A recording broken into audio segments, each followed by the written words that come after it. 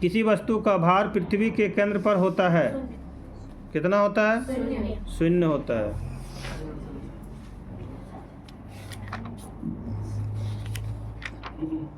अवलेशन है कार्य तथा ऊर्जा से, कार्य तथा ऊर्जा से। कार्य का डैश केवल दिशा होता है, केवल परिणाम होता है, न दिशा होती है न परिणाम होता है, परिणाम और दिशा दोनों होता है। केवल परिमाण होता है।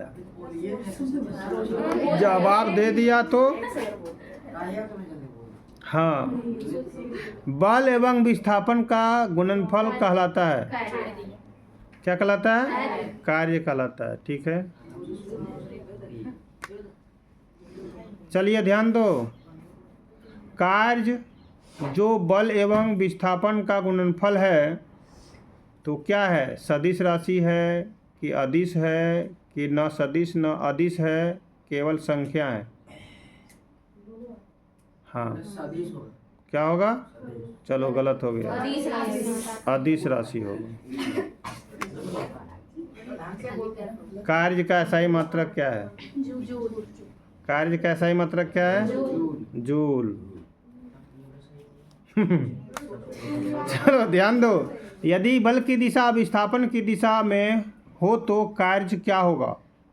शून्य होगा, अधिकतम होगा, धनात्मक होगा, ऋणात्मक होगा।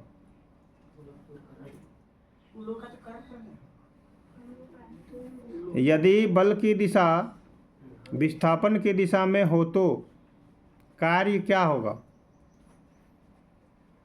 शून्य होगा, अधिकतम होगा, धनात्मक कि ऋणात्मक? गलत है। अरे यार उदय बोल दिया हमको। क्या होगा? धनात्मक होगा। चलो ध्यान दो, चलेगा चलेगा, याद किया कीजिए, याद किया कीजिए। यांत्रिक ऊर्जा क्या है?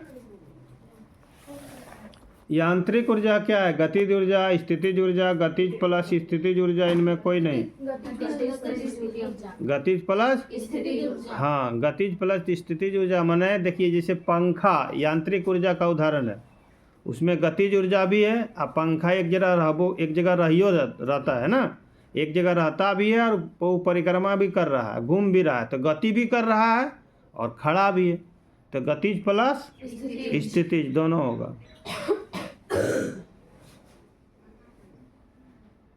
पीछे वाले, किसी पिंड पर लगने वाले बल द्वारा किया गया कार्य हो सकता है, क्या हो सकता है? धनात्मक, हमेशा धनात्मक, हमेशा ऋणात्मक, शून्य, धनात्मक, ऋणात्मक, शून्य, तीनों। क्वेश्चन फिर से सुन लो। किसी पिंड पर लगने वाला बल, ध्यान दीजिएगा, किसी पिंड पर लगने वाला बल, ठीक है, द्वारा किया गया कार्य क्या होगा? हमेशा धनात्मक होगा, हमेशा ऋणात्मक होगा, कि शून्य होगा, कि धनात्मक ऋणात्मक सब होगा?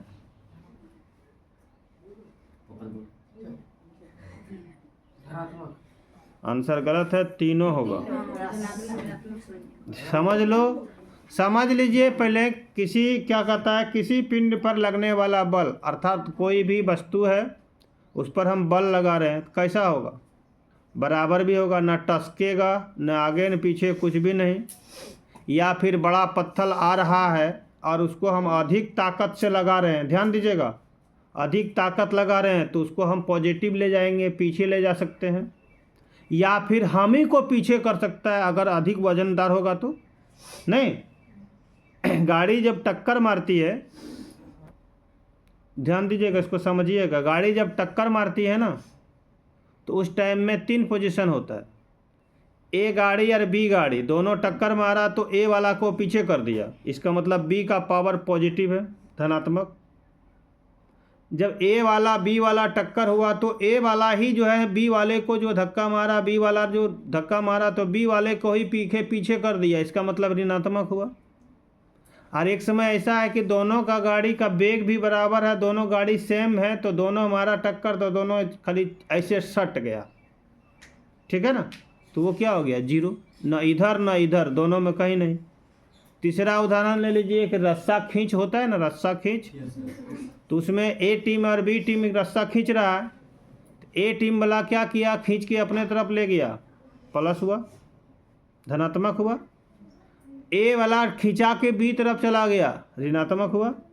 और ना ए वाला खींच पा रहा है ना बी वाला खींच पा रहा है, लेकिन बल लगा रहा है दोनों खींचने में, तो 0 है। इसका मतलब तीनों होगा, तो इसका आंसर तीनों होगा।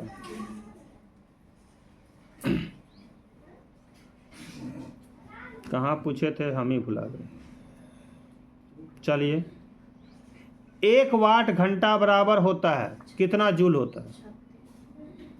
1 वाट घंटा में कितना जूल होता है? 36 सही है। नेक्स्ट है, जूल का मात्रक क्या होता है, आप भी बताइए। जूल का मात्रक है किसका है, किसका मात्रक जूल होता है?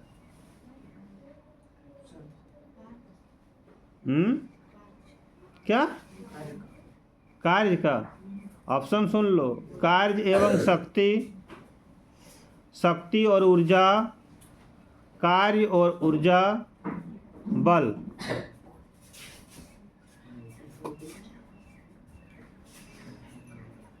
हैं? कार्य और शक्ति ए नंबर, शक्ति और ऊर्जा बी नंबर, कार्य और ऊर्जा सी नंबर, बल